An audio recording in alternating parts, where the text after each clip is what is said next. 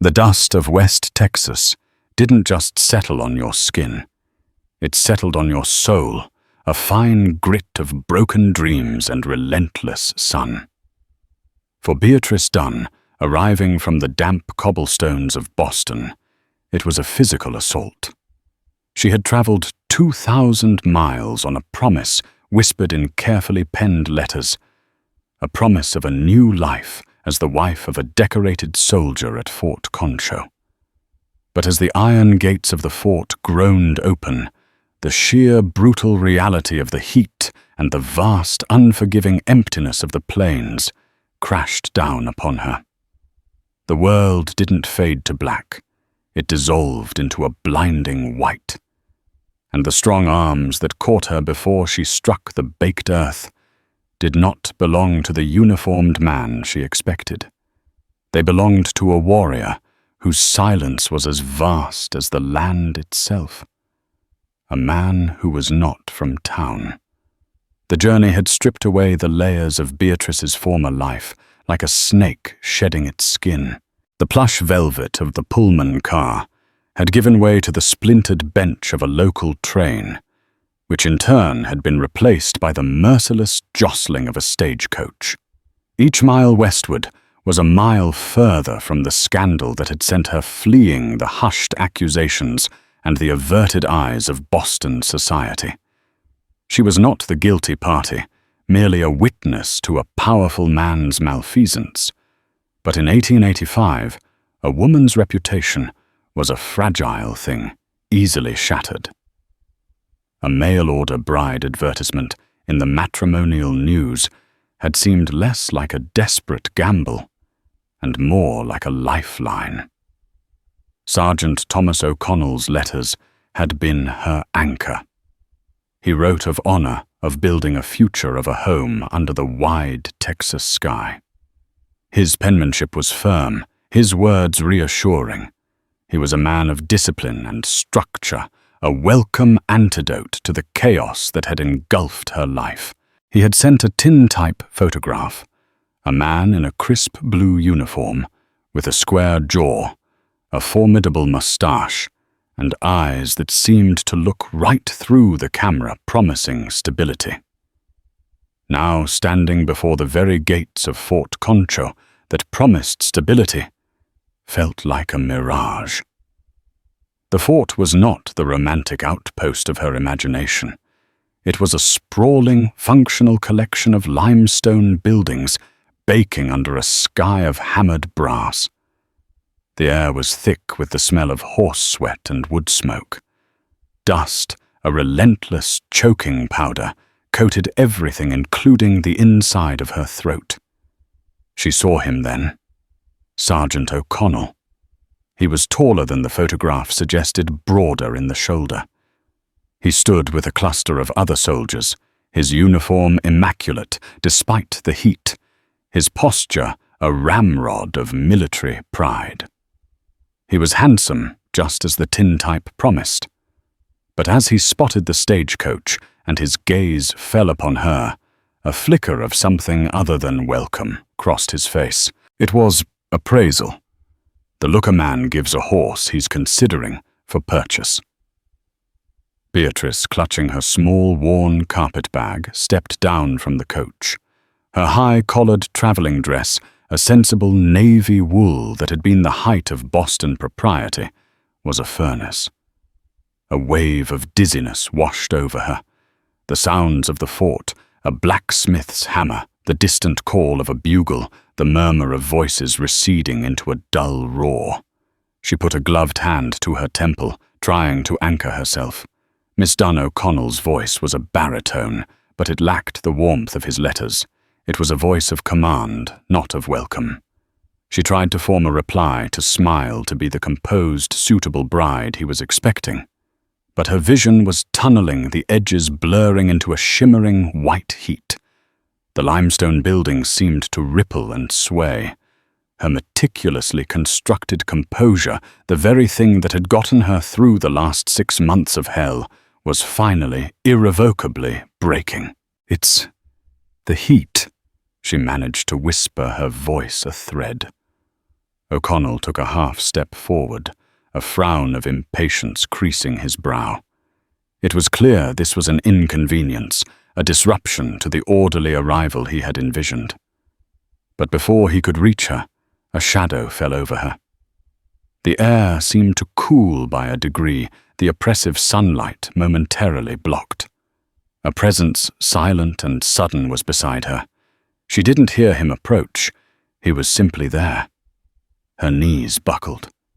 The last thing she saw before consciousness fled was not her intended's face, but a pair of piercing dark eyes, set in a sun-bronzed face, framed by straight jet-black hair that hung free, unbound by military regulation. The scent of leather sage, and something else, something wooled and elemental, filled her senses. Then blackness. When Beatrice's world swam back into focus, it was with a jarring sense of motion.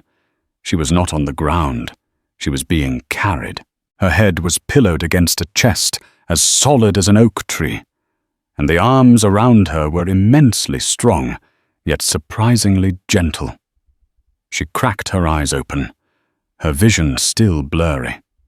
She saw the chiseled line of a jaw, the dark column of a throat.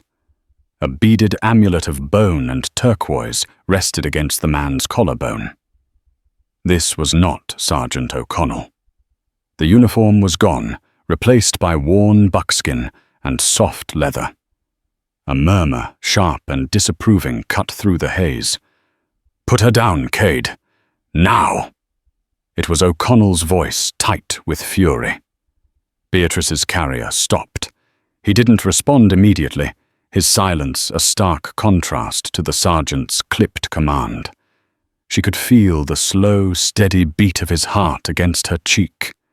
He adjusted his hold slightly, making her more secure, an act of possessive care that was not lost on the onlookers who had gathered. She needed catching Sergeant, the man Cade finally said. His voice was a low rumble, like distant thunder. It held a calm authority that O'Connell's, for all its volume, lacked. "I had it handled. She is to be my wife. You will unhand her." The possessive pronoun was a whip crack in the hot air. With a fluid, unhurried grace that seemed almost insolent, Cade lowered Beatrice to her feet. Her legs still felt like water, and she stumbled instinctively, grabbing his arm for support. The buckskin was warm and supple beneath her fingers. She looked up at him, truly seeing him for the first time. He was a man caught between two worlds. His features were a proud, sharp mix of Anglo and Comanche, a heritage written in the high cheekbones, the aquiline nose and the startlingly direct, knowing eyes. He was not a soldier, nor was he a townsman from San Angelo. He was a creature of the wilderness that pressed in on all sides of the fort, a man they called a scout or a tracker when they needed him, and an outcast when they did not. They called him Cade. He looked at Beatrice, and for a fleeting moment his stoic expression softened. It was a look of profound, almost sorrowful understanding, as if he could see right past the fainted Boston lady to the terrified woman beneath. O'Connell roughly took her other arm, his grip hard and proprietary, pulling her away from Cade and towards the prim limestone structure of the officers' quarters. "Your reputation is the first thing you must learn to protect here, Miss Dunn." He hissed, his voice low and venomous, meant for her ears alone. Being handled by a half-breed tracker is a poor start. Beatrice looked back over her shoulder. Cade hadn't moved. He stood alone in the center of the dusty parade ground, watching her, his dark eyes holding an unreadable expression. The soldiers and their wives stared, whispering behind their hands. They weren't just whispering about the mail-order bride who had fainted. They were whispering about the man who had caught her, the warrior who was not from town, and who had, in one silent, profound moment, staked a claim more powerful than any written letter or spoken promise. The drama Beatrice realized with a sinking heart had only just begun. The room she was given was in a small house adjacent to the main officer's quarters, a space reserved for visiting dignitaries and apparently prospective brides. It was clean, Spartan, and suffocating. A narrow bed with a tightly woven coverlet, a washstand with a ceramic basin and pitcher, a single straight-backed chair, and one window that looked out not onto the promised wide-open spaces, but onto the dusty, relentlessly drilled parade ground. It was, Beatrice thought, a cell with a better view. Mrs. Colonel Abernathy, a woman whose spine seemed to be fashioned from the same ramrod steel as her husband's, had overseen her recovery. She was a whirlwind of starched lace and thinly veiled disapproval. Dehydration. My dear, she'd pronounced, her voice as crisp as a freshly laundered sheet. One must acclimate. It speaks to a certain delicacy of constitution. The implication hung in the air, a constitution perhaps ill-suited for the rigors of being an army wife. Sergeant O'Connell had visited her later that evening. He brought a bouquet of wilting prairie flowers, a gesture that felt more like a duty performed than a heartfelt offering. He sat on the straight-backed chair, his uniform a shield, his posture unyielding. "I trust you are feeling more yourself, Beatrice," he began, the use of her first name. "Feeling strangely presumptuous. I am, thank you, Sergeant. I apologize for the scene. It was unfortunate," he said, his eyes not on her, but on a loose thread on his immaculate trousers. "Appearances are of paramount importance at a post like this. The men look to their superiors not just for orders, but for an example of civilized conduct. Their wives must be above reproach. I understand," she said quietly, the word reproach stinging her. "The man who—" intervened. O'Connell continued, his jaw tightening. "Cade. He is a necessary evil. A tracker the Colonel employs from time to time. He is not a man to be associated with. He is half Comanche, and the savage blood runs strong in him. You will do well to avoid him." The warning was clear, an order disguised as advice. Beatrice thought of Cade's eyes, the quiet understanding she had seen there. It stood in stark contrast to the cold judgment in O'Connell's. His concern seemed genuine. She ventured testing the waters. O'Connell's head snapped up his gaze, finally meeting hers. It was as cold and hard as river stone. His concern was an act of insolence. He put his hands on my intended bride in front of half the garrison. It was a display of dominance, nothing more. "You are from the East, Beatrice. You do not understand these men. They are like wolves, always testing the fences." He stood then, the conversation clearly over. "We will be married in 3 days' time. The chaplain has been informed. Mrs. Abernathy will assist you with any preparations." He walked to the door, then paused. "I have sacrificed a great deal for my career. I expect my wife to be an asset, not a liability. Do we have an understanding?" He didn't wait for an answer. The click of the door latch echoed in the small room, like a cell door locking. Beatrice sank onto the bed, the flimsy mattress groaning in protest. The man from the letters was gone, replaced by this cold, ambitious stranger. The letters had spoken of partnership, of shared dreams. This man spoke of assets and liabilities. The beautiful cage she had dreamed of was turning out to be just a cage. The next 2 days were a blur of polite instruction and thinly veiled scrutiny. The wives of the other officers, led by the formidable Mrs. Abernathy, descended upon her. They spoke of managing household accounts on meager army pay, of the proper way to address a major versus a captain of the constant threat of dust disease and the occasional Apache raid. They examined her clothes, her manners, her speech. Beatrice felt like a specimen under glass, every flaw magnified. She played her part, the demure and grateful bride-to-be. She smiled, she nodded. She spoke of her excitement to begin her new life. But in Sinead a cold dread was growing.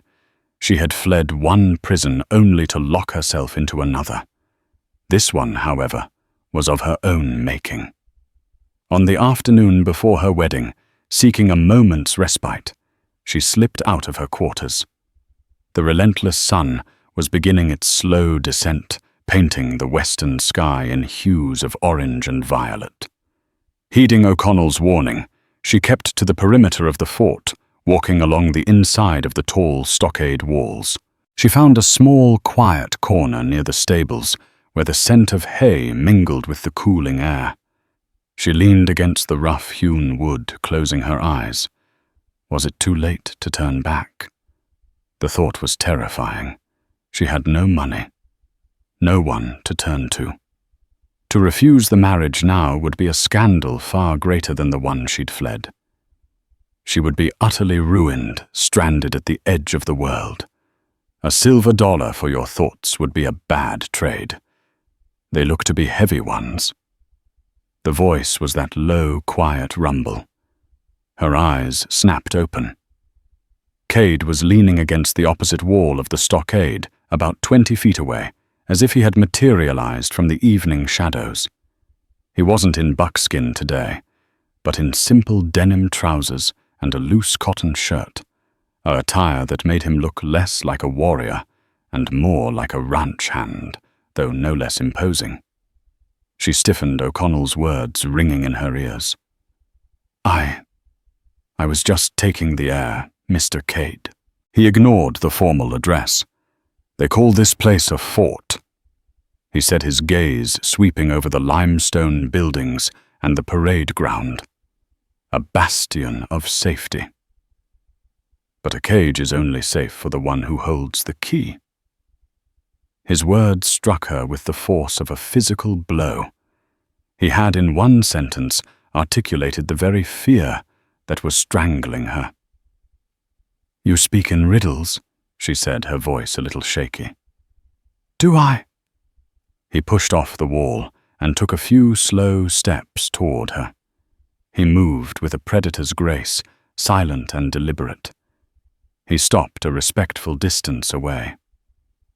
"I saw your face the day you arrived, Miss Dunn, before the heat took you. It wasn't the face of a happy bride arriving to meet her love. It was the face of a rabbit who has just realized the trap has sprung." Her breath hitched. No one had seen that.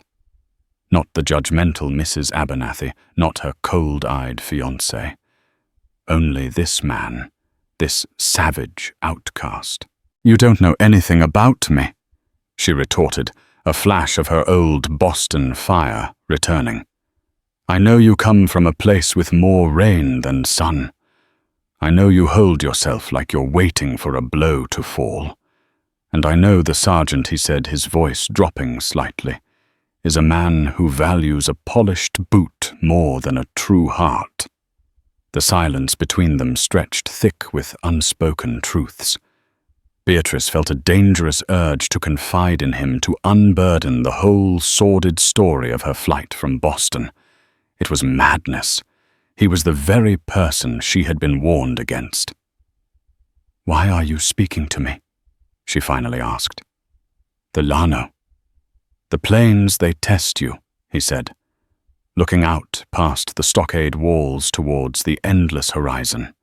"They strip away all the things you think you are and show you what you're truly made of. Some people break, some get stronger. I just wondered which one you would be." He held her gaze for a long moment, his dark eyes searching hers. It felt more intimate than any touch. He seemed to be offering something, not a rescue, but a challenge. a challenge to see the truth of her situation and of herself. Before she could respond, the sharp, clipped sound of boots on gravel approached. Cade's expression shifted, becoming shuttered and impassive. He gave a slight, almost imperceptible nod, and then melted back into the shadows of the stables, disappearing as silently as he had arrived. A second later, Sergeant O'Connell rounded the corner. "Beatrice, I've been looking for you." Mrs. Abernathy was concerned.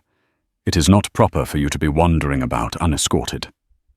His eyes scanned the stable area, a suspicious, possessive glint in them. "Who were you talking to?" "No one." She lied, her heart pounding. "I was just thinking." O'Connell's eyes narrowed. He didn't believe her. He took her arm, his grip once again, too tight a gesture of ownership. "Your thinking days are nearly over, my dear. Your doing days are about to begin. Come, we have the rehearsal with the chaplain." As he led her back towards the center of the fort. Back to her gilded cage, Beatrice couldn't shake Cade's words. A cage is only safe for the one who holds the key. She looked at the man beside her, at his rigid posture and his cold, ambitious eyes. She was certain of one thing. He was not the rabbit. He was the one holding the key. And the trap was closing. The wedding was a mirage of solemnity held in the fort's small, sun-bleached chapel. The air was thick with the scent of dry wood and beeswax, a smell Beatrice would forever associate with the sealing of her fate. The handful of attendees, the Abernathys, a few other high-ranking officers and their wives, watched with the polite, detached interest of spectators at a required parade. Beatrice felt like an actor in a play she hadn't rehearsed, speaking lines she didn't believe. She wore a simple, cream-colored dress, one of the few she owned that was suitable. It had been her mother's, worn on a joyous occasion. Wearing it now in this place felt like a desecration of her memory. She stood beside Thomas O'Connell, who looked resplendent in his dress uniform, the brass buttons gleaming, a perfect soldier for his perfect day. He recited his vows in a clear, confident voice, the voice of a man securing a valuable acquisition. His eyes fixed on the chaplain as if closing a business deal. When it was her turn, Beatrice's voice was a mere whisper, swallowed by the thick limestone walls. As he slid the thin gold band onto her finger, it felt less like a symbol of union and more like the cold, final click of a lock. She was now Mrs. O'Connell. The name felt alien, a costume she was forced to wear. Their new home was a small two-room limestone duplex, identical to all the others lining the officers' row. It was a box of echoes and dust. Thomas had made some effort. A new quilt in a drab pattern of brown and grey lay on the bed, and a set of stark white china was stacked in the kitchen cabinet. "It is a start," he announced, gesturing around the small space with a proprietary air. "Duty, discipline, and domestic order. These are the pillars of a successful career, and with my promotion to lieutenant, which is all but assured, we will be granted larger quarters." He spoke of the house not as a home, but as a stepping stone. The first weeks of their marriage fell into a rigid, suffocating routine that ground away at Beatrice's spirit. Thomas rose before dawn, his morning preparations a series of sharp, methodical sounds, the scrape of a straight razor, the snap of a freshly brushed uniform, the thud of polished boots on the floorboards. He expected his breakfast to be ready, his coffee hot, and his demeanor as serene as the prairie horizon. He would depart with a list of instructions for her day, and Beatrice would be left with the crushing silence of the house, a silence broken only by the relentless ticking of a small mantel clock that seemed to be counting down the seconds of her life. Her days were spent in a lonely, losing battle against the ever-encroaching West Texas dust. She learned to cook on a temperamental wood stove that either smoked or sulked to wash clothes with harsh lye soap until her hands were raw and chapped, and to present a serene, smiling face whenever she encountered the other wives. She was playing the part of the perfect army wife, and the effort was a constant, draining performance. 2 weeks into the marriage, they were invited to dinner at the Colonel's residence. It was Thomas impressed upon her, a critical evening. "Colonel Abernathy values decorum above all else," he instructed, inspecting her attire with a critical eye. "You will be pleasant, you will be quiet, and you will agree with Mrs. Abernathy on all matters of household and society. Your behavior reflects directly upon me." The dinner was an ordeal of starched linen and unspoken rules. Mrs. Abernathy, a woman who seemed to command her household with the same unwavering authority her husband commanded the fort, steered the conversation through a minefield of acceptable topics. Beatrice, remembering Thomas's command to be quiet, mostly listened, offering a polite smile or a small nod when required. The topic turned to the recent troubles with Comanchero raiders. "It requires a firm hand," Colonel Abernathy declared, carving a slice of roast beef, a direct and unwavering application of military strategy. Remembering the books she had read back in Boston, Beatrice made a fatal error. "I once read," she began softly, "that some of the Comanche bands only turned to raiding after the buffalo were slaughtered and their treaty lands were encroached upon, that it was an act of desperation." The table fell silent. Mrs. Abernathy's fork stopped halfway to her mouth. Colonel Abernathy stared at her as if she'd just sprouted a second head. Thomas's face, which had been a mask of pliant respect, hardened into a cold, furious slab. "An interesting if naive perspective, my dear," the Colonel finally said, his tone dripping with condescension. "One that comes from books, not from experience." The rest of the dinner passed in a thick, uncomfortable silence. The walk home was worse. The moment the door to their duplex closed, Thomas's fury erupted.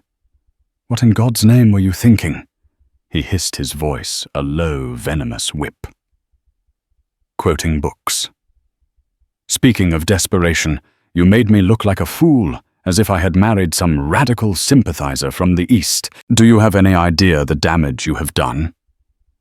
"I was only making conversation," she whispered, shrinking back from his rage. "You are not here to make conversation," he spat, advancing on her.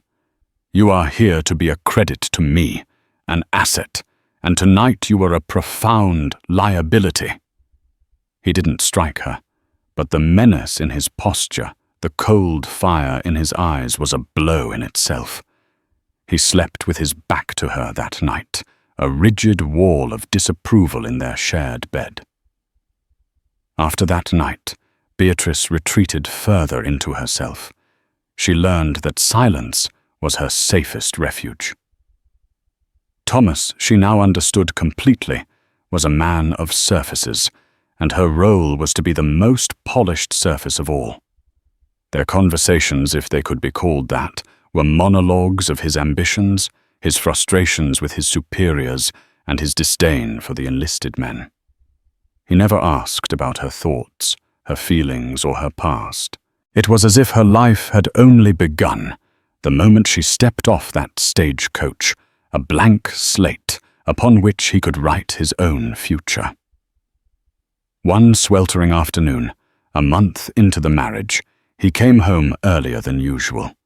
His mood was foul, the air around him crackling with a familiar, suppressed anger. "That damn tracker," he spat, throwing his hat onto the small dining table. Abernathy sent him out to track the Comancheros, who raided the Wellesley Ranch. He returned this afternoon. Beatrice's heart gave a small, traitorous leap at the mention of Cade. She hadn't seen him since that evening by the stables, though she often found her eyes scanning the edges of the parade ground, a subconscious search for his distinct, solitary figure. "Did he find them?" she asked, her voice carefully, neutral, as she stoked the fire in the cook stove. "Oh, he found them," Thomas sneered, pouring himself a large measure of whiskey from a bottle he kept locked in a trunk she was never to touch. "He always does. That's the problem. He's too good. He moves through the Llano like a ghost. It makes men like Abernathy dependent on him. They listen to him. A half-breed savage who has their ear more than a decorated sergeant with 10 years of loyal service." He took a long swallow of the whiskey, and he brought something back. A letter. Found it on the body of one of the raiders. It was from their contact, the man who tells them which ranches are ripe for the picking, which patrols are where. He began to pace the small room like a caged tiger. The handwriting. It was educated. The wording was precise. This isn't some grimy outlaw. This is someone of standing. A cold premonition, thin and sharp as a needle, pricked at Beatrice's consciousness. Educated handwriting. Precise wording. "There's a new power in this territory," Thomas continued, his voice lowering into a conspiratorial grumble. "A businessman buying up huge tracts of land north of here. Ranchers who get raided are often encouraged to sell for a low price. All very legal. All very clean." He slammed his fist on the table, making the china rattle. "But if we could prove a link between this businessman and these raiders, it would be the key to everything. Abernathy would have to give me the command of a special detachment. It would mean a promotion for certain." He paused, rummaging through a stack of newspapers on a side table. "Here. The San Angelo Gazette ran a piece on him last week." He tossed the paper onto the table. "A titan of industry from Boston, of all places, expanding his empire west. A man by the name of Silas Croft. Silas Croft." The name struck Beatrice with the force of a physical blow. The room tilted, the air rushing from her lungs. She gripped the edge of the stove to keep from falling, the heat searing her palm. It was him, the powerful, ruthless shipping magnate. The man whose fraudulent ledgers she had accidentally discovered while working as a companion to his ailing wife. The man whose veiled threats against her father's business had sent her fleeing across the continent. He couldn't be here. Not in Texas. The world was not that small, that exquisitely cruel. "Beatrice. What is it? You're as pale as a ghost." She forced herself to breathe. "That name, Croft. I believe I've heard it before. In Boston."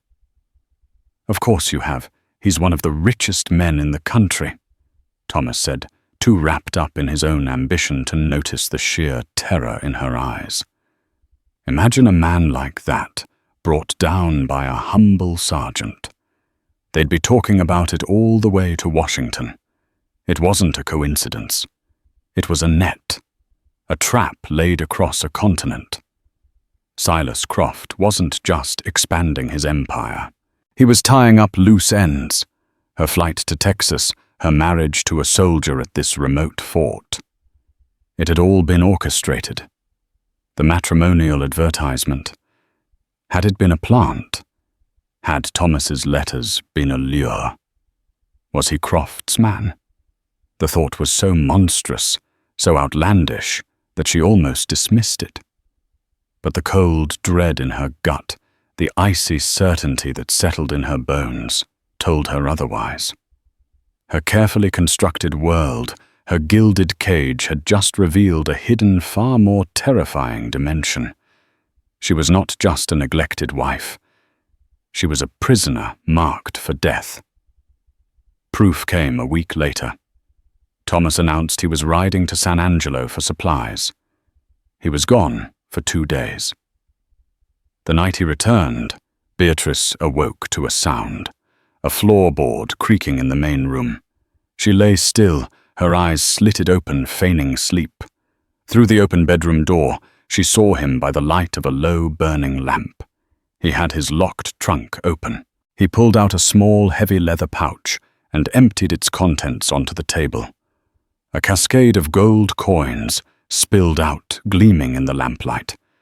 It was more money than a sergeant could ever hope to see in a year's salary. Beside the gold, he placed a folded letter. He read the letter, his lips moving silently, a grim smile on his face. Then he carefully burned it in the lamp's chimney, crumbling the black ash into a dish. He swept the coins back into the pouch, placed it in the trunk, and locked it. Beatrice lay in the darkness, her heart a block of ice. That was it. That was the proof. The gold was payment.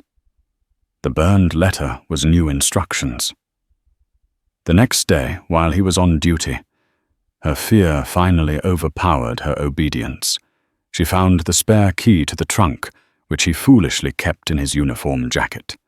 With trembling hands, she opened it. The gold pouch was there, heavy and sinister. But tucked beneath it was something else. A small ledger, and in it, written in Thomas's own hand, were dates and figures. Payments received from P. Peterson Croft's agent, and notes on patrol routes that had been deliberately altered, leaving certain ranches vulnerable on certain nights. He was not just Croft's man. He was an active, willing partner in the terror that was gripping the territory. He was trading lives for gold. She closed the trunk, her mind reeling. She was living with a monster. She had to escape. But how? Where could she go to run? Would be to die in the wilderness. To go to Colonel Abernathy. With what? Her word, the word of a hysterical woman against a decorated sergeant. He would deny everything. He would say she was mad. That evening, as she served him his dinner, Thomas was in an expansive mood, buoyed by his secrets. "You know Beatrice?" he said casually, wiping his mouth with a napkin. "This is a dangerous land. A woman alone. She wouldn't last a day. Apaches, outlaws. The sun itself could kill you. It's a good thing you have me to protect you." He smiled, but his eyes were cold and flat. "Mr. Croft's associates value discretion. They don't tolerate complications." It was a threat veiled in concern. He was telling her he knew that she knew. The game was over. That night, sleep was impossible. The flimsy security of her life had been torn away. Every creak of the floorboards, every howl of the wind outside, sounded like a footstep in the dark. She lay beside Thomas, feigning sleep, her mind a maelstrom of terror and desperate calculation. There was only one person at the fort who moved with freedom. Only one person who understood the wild lands beyond the walls. Only one person who had looked at her and seen the truth. Cade, the man she had been ordered to avoid at all costs, was now her only desperate, terrifying hope. The next afternoon, feigning a migraine to avoid the weekly wives' social, she slipped out of her house. She needed to find him, to speak to him alone. She made her way to the stables, her heart pounding a frantic rhythm against her ribs. She asked a young private cleaning a saddle if he had seen the tracker. The private looked at her, his eyes wide with surprise. A sergeant's wife asking after the half-breed. "No, ma'am," he mumbled, looking down. "He ain't here. He keeps to himself. Has a small jackal, a hut down by the river outside the walls. Outside the walls, of course. He lived beyond the cage. Beatrice's resolve hardened into a sharp point of desperate courage. She walked with purpose towards the fort's smaller, less used southern gate. She knew that to step outside those walls alone was a breach of every rule, but the rules were part of the trap. She slipped through the gate. The world outside was immediately different. The air was hotter. The sounds of the fort faded, replaced by the buzz of insects and the rustle of the wind through the dry grass. Following the private's directions, she found a narrow path leading down towards the Concho River. The land stretched out before her, vast and intimidating. But for the first time, it looked less like a threat and more like a possibility. She found the jackal tucked away in a grove of cottonwoods, so well hidden it seemed to have grown from the earth itself. It was a simple structure of wood, mud, and stone, with a chimney trickling a thin line of smoke into the sky. A powerful-looking buckskin horse grazed peacefully nearby. She hesitated, her courage wavering. What was she doing? What if he turned her away? What if he was part of it, too? No, her gut screamed. Not him. Before she could lose her nerve, she walked into the small clearing. Cade was sitting on a rough-hewn bench mending a piece of tack. He looked up as she approached, his hands stilling. His expression was not of surprise, but of weary expectation, as if he had been waiting for her arrival for a very long time. "Sergeant's wife," he said, his voice flat. It wasn't a question or a greeting, but a statement of a problematic fact. "My name," she said, her voice trembling slightly but firm, "is Beatrice, and I am in terrible danger. I believe my husband is going to kill me." Cade didn't move. He didn't register shock or disbelief. He simply watched her. His dark eyes narrowed, weighing her words. Her posture, the terror that radiated from her in palpable waves. The whetstone lay still in his hand. Danger from who he asked his voice, a low calm that was more unnerving than an exclamation would have been. "The Apache Comancheros. From my husband," she repeated the words, tasting like poison. "From Sergeant Thomas O'Connell." She told him everything. The story poured out of her in a torrent, a flood of confession she had held back for months. She spoke of Silas Croft in Boston, the doctored shipping ledgers, the threats against her father. She told him of her flight, of the matrimonial advertisement, of the letters from Thomas that had seemed like a promise of salvation. And she told him of the name Croft resurfacing here in this god-forsaken dust bowl, linked to the raiders and the land grabs. She told him about the gold coins. It was never about marriage. She finished, her voice ragged with emotion. It was a trap. He brought me here to keep me silent, to control me for Croft. And now that you've found that letter, now that an investigation might start, I'm a liability. The one person who can link Croft directly to a crime he committed back east. Cade rose to his feet in a single fluid motion.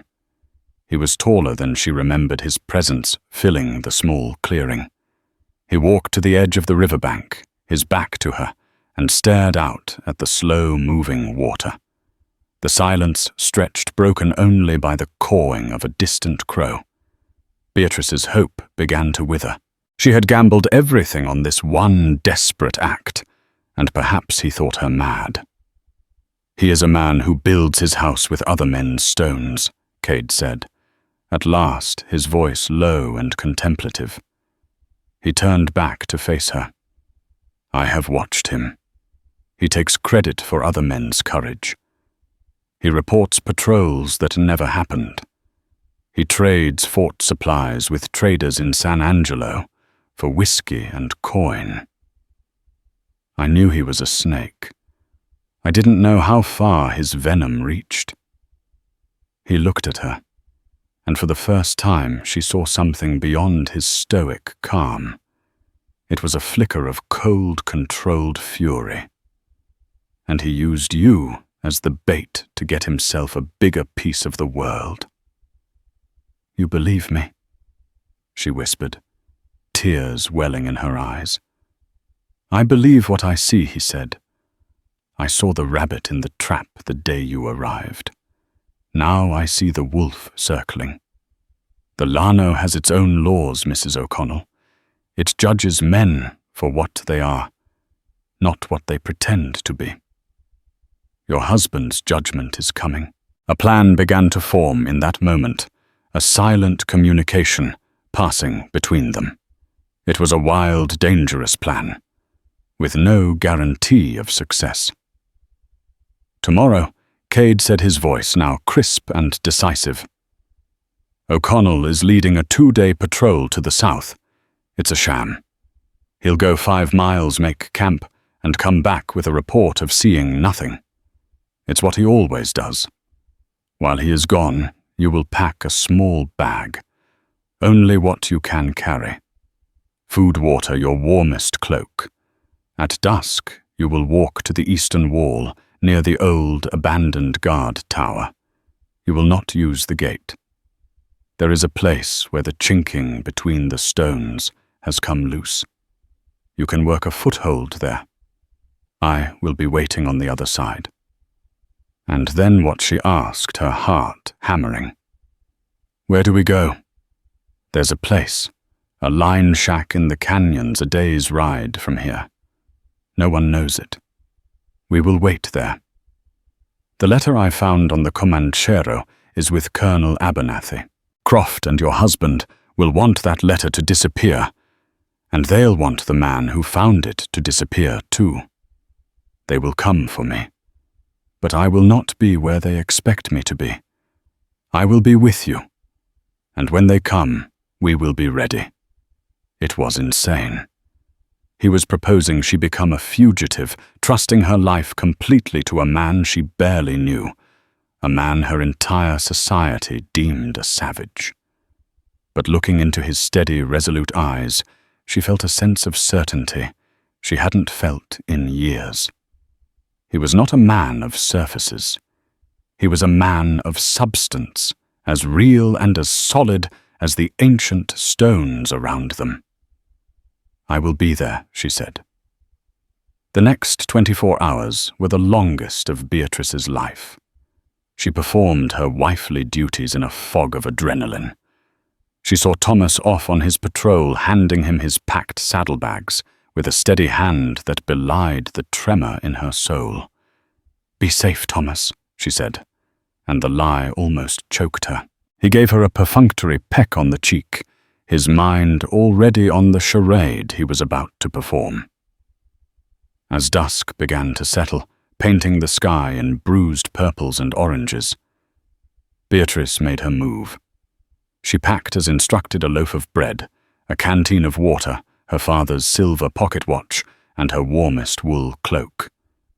She left the gold wedding band, Thomas's shackle, on the rough-hewn dining table. Slipping through the shadows of the fort, her heart in her throat, she reached the eastern wall. The air was cool. The sounds of the fort, an evening bugle call, a distant laugh, feeling like they came from another world. She found the loose stones Cade had described. With trembling fingers and scraped knuckles, she found a purchase hoisting herself up. For a moment, she teetered, her long skirt catching on the rough wall. Then a strong hand gripped hers from the darkness above, pulling her up and over the top. Cade was there, as promised. He helped her down the other side, his touch both firm and gentle. His buckskin horse stood waiting along with a smaller, sturdier mare for her. "No turning back now," he said, his voice a low whisper in the dark. "I have nothing to turn back to," she replied. They rode in silence, leaving the faint lights of Fort Concho behind them. The vast, dark expanse of the Llano opened up a sea of shadows under a canopy of brilliant, unfamiliar stars. For the first time since leaving Boston, Beatrice felt not fear, but a profound, terrifying sense of freedom. They rode through the night and into the next day, Cade navigating the featureless terrain with an instinct that seemed supernatural. He pushed them hard, knowing their time was short. They finally reached the line shack late in the afternoon. It was little more than a one-room cabin nestled deep within a winding, rocky canyon, invisible from the plains above. Inside, Cade lit a small, smokeless fire. He gave her water and a piece of dried jerky, which she ate gratefully. The exhaustion of the past 2 days hit her all at once. "He'll have returned by now," she said, her voice barely a whisper. "He'll have found me gone." "He will," Cade agreed. "He'll raise the alarm. Report that his wife has been abducted by Indians. He will lead the search party himself. It will make him look the hero. But he'll be searching for us near the fort," Beatrice realized. "He will. But his real search will be for me. He and his friend, Peterson, from San Angelo. They will assume I am the one who took you, that I am trying to blackmail them with what I know. They will come here. But you said no one knows of this place." "O'Connell doesn't," Cade said, checking the action on his Winchester rifle. "But Silas Croft is a rich man. Rich men can buy information." There was another scout at the fort, a man named Jessup, a drunkard with a loose tongue and empty pockets. I'm betting Croft's agent paid him well for the location of every hideout and line shack within 50 miles. The trap was not for them. The trap was for O'Connell. They didn't have to wait long. On the evening of the 3rd day, as the sun bled out behind the canyon walls, Cade held up a hand. "They're here." Beatrice heard nothing but the wind, but she trusted his senses implicitly. He doused the fire, plunging the cabin into near darkness.